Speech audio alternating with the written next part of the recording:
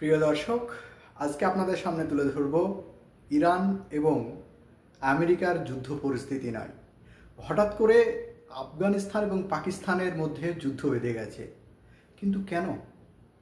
যেখানে ইরান এবং আমেরিকা যেভাবে যুদ্ধের দিকে এগিয়ে যাচ্ছিল, সেখানে গোটা পৃথিবী তো আমেরিকা এবং ইরানের দিকেই তাকিয়েছিল। হঠাৎ করে কী এমন ঘটনা ঘটল যেখানে আগ বাড়িয়ে পাকিস্তান আফগানিস্তানের উপরে অ্যাটাক করল এবং আফগানিস্তানের সাধারণ মানুষকে নিহত করে ইতিহাসের নতুন একটি কলঙ্ক রচিত করল। কেন বলছি? আপনারা জানেন, আফগানিস্তান এবং পাকিস্তান দুটিই মুসলিম দেশ। এই মুসলিম দেশ এই কারণে বলছি, আজকে রমজান মাস চলছে। এই রমজান মাসে দুই দেশের মুসলিমরাই রোজা সিয়াম সাধনে ব্যস্ত। এরই মধ্যে পাকিস্তান হঠাৎ করে আফগানিস্তানের উপরে বোমাবর্ষণ করে প্রমাণ করল পাকিস্তানের সরকার যেটা চলছে সেটা নামমাত্র শেহবাজ শরীফ ক্ষমতায় বসে আছে, বকলমে এই সরকারটাকে পরিচালনা করছে আমেরিকার প্রেসিডেন্ট ডোনাল্ড ট্রাম্প। গোটা পৃথিবী আজকে জলের মতো পরিষ্কার হয়ে গেছে। সুপ্রিয় দর্শক, আলোচনা শুরু করার আগেই আপনাদের বলে রাখি, আপনাদের আমার ভিডিও নিয়মিত দেখেন যারা, তাদেরকে অসংখ্য ধন্যবাদ। আর যারা আজ প্রথম দেখছেন, আমার চ্যানেলটি আপনার সামনে গিয়েছে, একটি সাবস্ক্রাইব করে পাশে থাকবেন। আমার আলোচনা যদি ভালো লাগে তাহলে লাইক, কমেন্ট, শেয়ার করে আরও বন্ধুদের মধ্যে ছড়িয়ে দিতে ভুলবেন না। সুপ্রিয় দর্শক, চলুন আলোচনায়। আপনারা দেখেছেন 2001 সাল থেকে 2021 সাল পর্যন্ত, অর্থাৎ দীর্ঘ 20 বছর আমেরিকা আফগানিস্তানের উপরে দখলদারি কায়েম করে আফগানিস্তানের উপরে শোষণ, দমন, পীড়ন চালিয়েছে। শেষ পর্যন্ত এই 20 বছরের প্রতীক্ষা আফগানিস্তানের আপামর জনসাধারণের ঘৃণার ফসল হিসাবে আপনারা প্রত্যেকেই দেখতে পেয়েছেন আমেরিকা কিভাবে আফগানিস্তান ছেড়ে পালিয়ে যেতে বাধ্য হয়েছে। কিন্তু হঠাৎ করে আফগানিস্তান ছেড়ে আমেরিকা চলে গেল ঠিক, কিন্তু আফগানিস্তানে কি কি রেখে গেছে? আফগানিস্তানে রেখে গেছে আমেরিকার ট্রিলিয়ন ট্রিলিয়ন ডলারের অস্ত্র ভাণ্ডার। আর এই অস্ত্র ভাণ্ডারের দখলদার নিয়ে বসেছে আফগানিস্তানের তালিবানি সরকার। এটাই হচ্ছে আমেরিকার রাতের ঘুম হারাম হওয়ার কারণ। সদ্য আপনারা জানেন, শেহবাজ শরীফ বোর্ড অফ পিস, যেটা আমেরিকার ডোনাল্ড ট্রাম্প তৈরি করেছেন, বোর্ড অফ পিসের মিটিং ছিল। সেই মিটিংয়ে গিয়েছিলেন এই শেহবাজ শরীফ। অ্যাকচুয়ালি উনি তো জয়লাভ করে যে জিতে যে ক্ষমতা এসেছেন সেটা কিন্তু নয়, এটা সবাই জানে, সকলে জানেন আপনারা।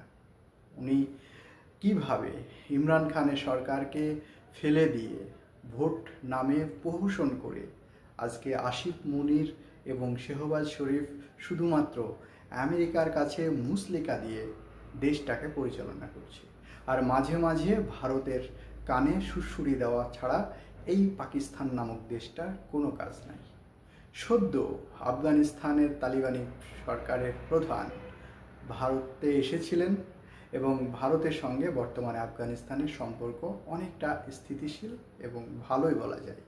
সুপ্রিয় দর্শক, আমরা যখন এই ভিডিও বানাচ্ছি, আপনাদের সামনে তুলে ধরছি, আকস্মিক যেভাবে মধ্যরাতে পাকিস্তান আফগানিস্তানের উপরে হামলা চালিয়েছে, বর্বর এবং সম্পূর্ণ বেআইনি দখলদারের সেই ট্রাম্পের আঙুল হেলনিতে অত্যন্ত উদ্বেগের গোটা মুসলিম বিশ্ব, সৌদি আরব, কাতার, তুরস্ক, এমনকি আপনারা দেখেছেন বাংলাদেশ পর্যন্ত এই আক্রমণের বিরোধিতা করেছে।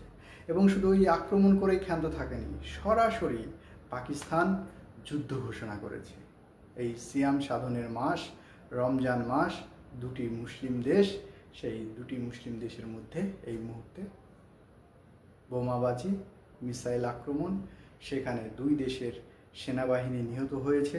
আফগানিস্তান যখন পাল্টা আক্রমণ করেছে পাকিস্তানের উপরে, আফগানিস্তান দাবি করছে 55 জন সেনাবাহিনীর মারা গেছে।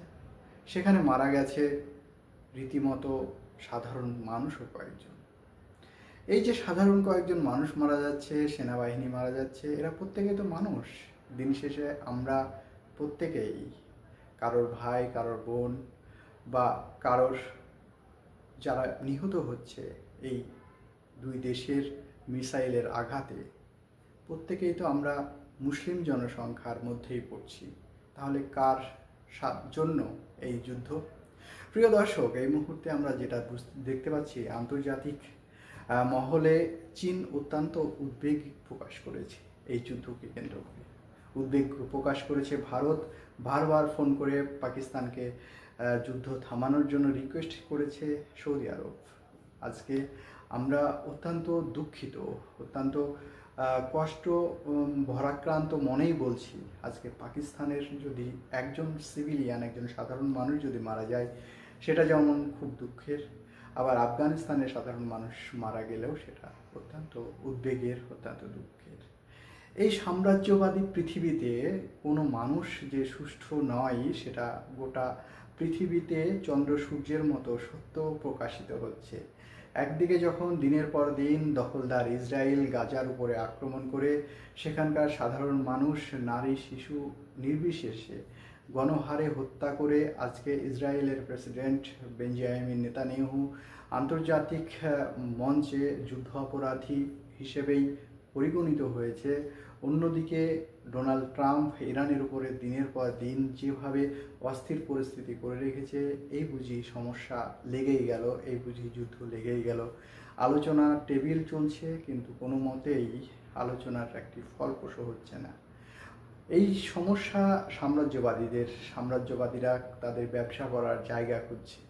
আমেরিকা চাইছে যে আবারও আফগানিস্তান তাদের দখলে আসুক এবং আগামী দিনে নতুন করে আবারও তারা যেন তেন প্রকারে এই আফগানিস্তানকে শোষণ শাসন চালাতে পারে।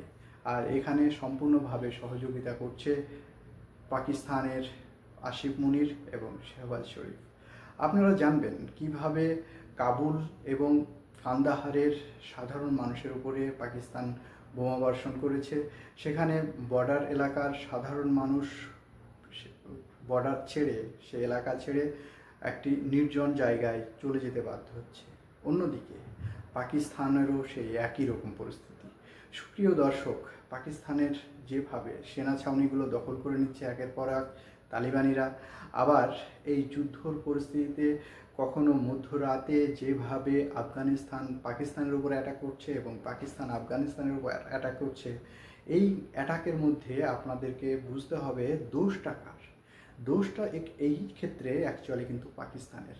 পাকিস্তান বারবার বলে আসছে যে পাকিস্তানের ভিতরের জঙ্গিদেরকে আফগানিস্তান বারবার বিভিন্ন ধরনের উস্কানিমূলক এবং তাদের অস্ত্রশস্ত্র দিয়ে সহযোগিতা করছে এবং দেশের অভ্যন্তরে বিভিন্ন ধরনের অরাজকতার সৃষ্টি হচ্ছে।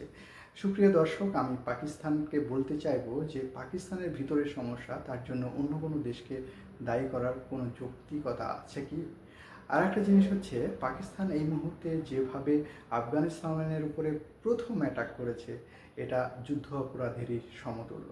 তারপরে আবার পাকিস্তানই ঘুরে যুদ্ধ ঘোষণা করেছে। এটা অত্যন্ত উদ্বেগের ঘটনা ছাড়া কিছুই নয়।